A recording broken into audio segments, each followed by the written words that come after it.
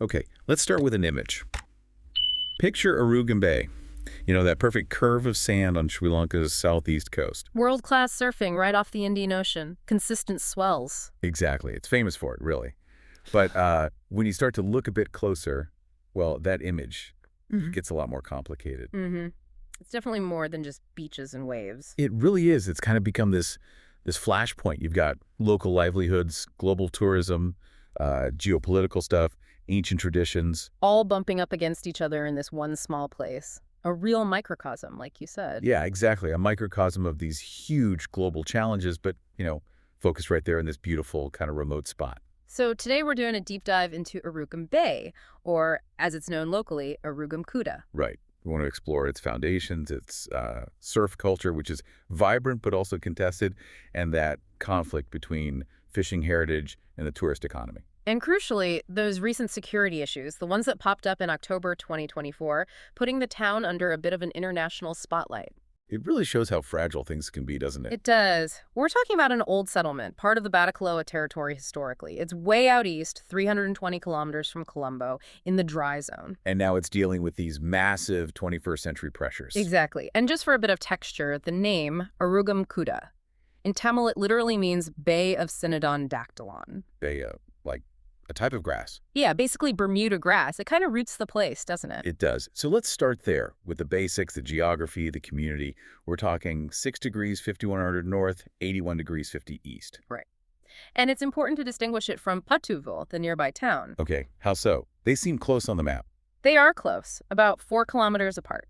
But Patuvil is the hub, the market town, commerce, transport, supplies, that's Patuvil. Gotcha. And Arugam Bay itself is more the destination. Precisely. That's where the prime beaches and the surf breaks are. And naturally, that's where most of the tourist places have sprung up, south of Patuvil along the coast. Interesting. And what about the people who live there year-round, the local settlement? Well, the main local settlement, Ulay, is predominantly Muslim, but the wider area around the bay is actually really diverse. You have significant Sri Lankan Tamil and Sinhala populations, too. So a real mix. A real mix. It speaks to a long history of different communities living side by side there. And then there's the wildlife connection. Oh, absolutely. You can't talk about Arugam Bay without mentioning the wildlife. It's basically the gateway, the only road access, actually, to Yala East National Park. Also known as Kumana. That's the one. It's only about 44 kilometers away. And we heard about elephants. Yeah, elephants frequently travel between Lahugula and Kumana national parks, sometimes right through the local area near Arugam Bay. Wow. So you've got this international surf scene right next door to migrating elephants. It underlines the reality, doesn't it? Yeah. This isn't some isolated resort bubble. It's a living place, an ecosystem with lots of different, sometimes competing interests.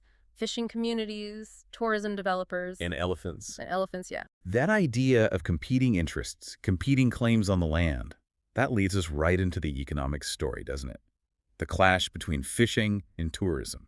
It's a classic narrative in many ways, but with a specific tragic catalyst here. You mean the 2004 tsunami? Exactly. It was devastating, wiped out a huge part of the bay, Patuvil too. It was like hitting a reset button, but under the worst possible circumstances. Let's just rewind slightly, though. Before the tsunami and before the peace process really took hold. Right, during the civil conflict. Tourism existed then, but it was much smaller scale, right? Right. Our sources suggest hotels and local fishermen actually worked together more. Yeah, there was a kind of symbiosis.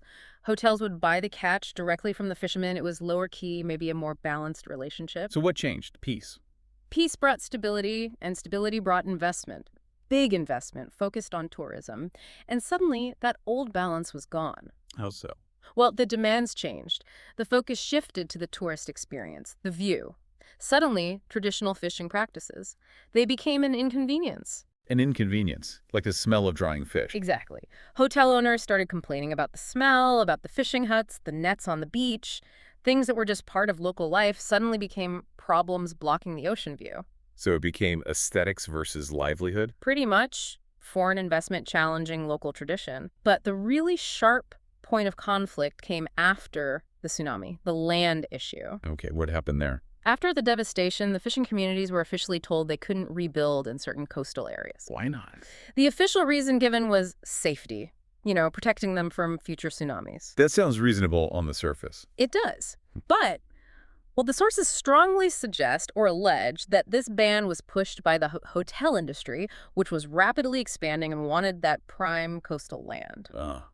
So unsafe for fishing huts, but perfectly fine for hotels and resorts. That's the implication, yes. You have to ask, who benefited?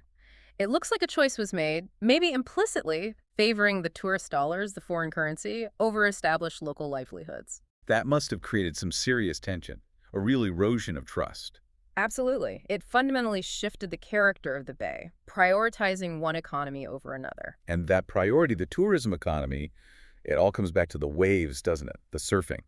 That's the main draw. It really is. Arugam Bay isn't just a surf spot in Sri Lanka, it's the surf spot. The only international competition venue in the country. That's right. It's consistently rated, top 10 globally. There's a specific break there, OFEC's main point, that's world-renowned. And they've hosted major international competitions since 2004. Most of them, yeah. So Sri Lanka Pro in 2019, that kind of international validation cements its reliance on that global surf community. But it's not just about the economy, is it? Surfing has brought cultural changes, too. Oh, definitely. Some really interesting localized shifts, especially around gender roles. You're talking about the Arugam Bay Girls Surf Club? Exactly. Think about it. We mentioned Ulay, the main local settlement, is predominantly Muslim, quite traditional in many ways. So for a group like this to emerge, it's pretty remarkable. They registered in October 2018, Sri Lanka's first female surf club. That's incredible, just the act of surfing, publicly, athletically. It challenges norms, doesn't it? And it's not just a casual thing. They've got, 13 members now? As of October 2024, yeah. And they're certified instructors. Certified. Trained with support from the Australian government, no less. That's a significant investment connecting the surf economy directly to social change, to empowering local women. So you see this dual effect of tourism. It displaces some traditional livelihoods, like fishing. But it simultaneously opens up totally new paths, new opportunities that can change lives and challenge old structures. It's complex. That complexity, that duality foreign influence, driving conflict and progress that takes us right to the most recent and maybe most urgent part of this story. The dynamic with Israeli tourism and the security threats that flared up in October 2024. Yes. Arugam Bay has developed a very specific tourist profile over the years. It's become exceptionally popular with Israeli tourists. To the point where it's really visible on the ground. Very visible. You walk around, you see signs in Hebrew outside shops, restaurants, spas. There's even a Shabbat house established there. A Jewish outreach center. Right. And the numbers confirm it. Between January and August 2024 alone, over 20,500 Israeli tourists visited Sri Lanka, and Arugam Bay is a major hotspot for them.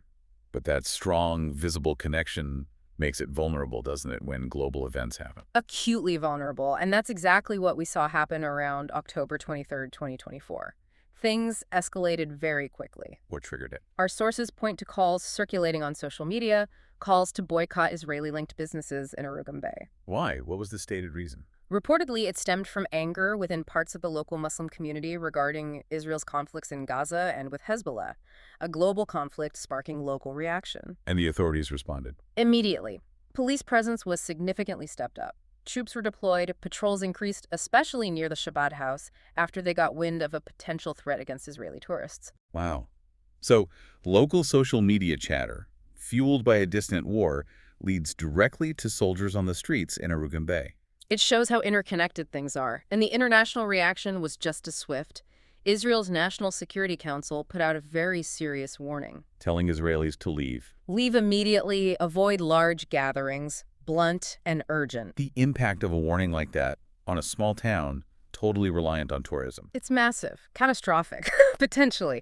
And then the U.S. Embassy followed with its own travel warning for American citizens. So you have local discontent triggering international security alerts almost overnight. It puts Sri Lanka in a tough spot, doesn't it? An incredibly difficult position. They need the tourist revenue desperately, especially for recovery efforts. But how do you manage the geopolitical tensions that tourists might unintentionally bring with them, or the local backlash? And it got even more complicated with accusations about the businesses themselves. Yes, the statement from Rand Jayawaram added another layer. He publicly accused Israeli businesses in the area of operating illegally. Saying that was the security threat. Essentially, yes. Arguing that this alleged illegal activity was creating a serious security threat, and could actually derail Sri Lanka's tourism recovery efforts. So that ties together the geopolitics, the local business practices, the security concerns. It's all tangled up. Exactly. And the situation was clearly serious on the ground because on October 24th, 3 Sri Lankans were arrested in connection with threats against Israeli tourists. So we started with this image of beautiful waves, and we've ended up talking arrests, international security warnings, alleged illegal businesses, global conflicts. It really highlights the contrast that define Arugam Bay, doesn't it?